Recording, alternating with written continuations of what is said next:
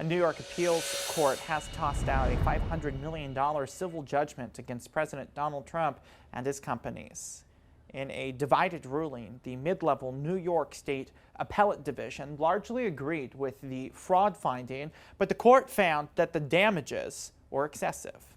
However, the other non-monetary penalties imposed were maintained by the ruling. The civil case was brought by the New York Attorney General Letitia James while President Donald Trump was out of office. James says she plans to appeal today's ruling.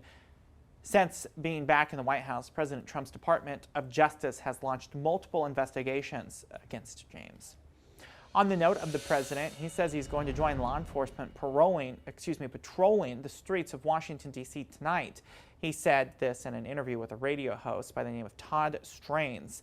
It comes as he has taken control of law enforcement in the District of Columbia on the ground that it has become particularly unsafe, though local officials have argued that violent crime is at a 30-year low.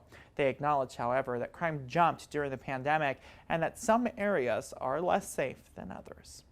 All right, very busy news day as we are heading closer and closer to the lunch hour. Thank you so much for streaming with us on The Pulse. I'm Bradley Warren.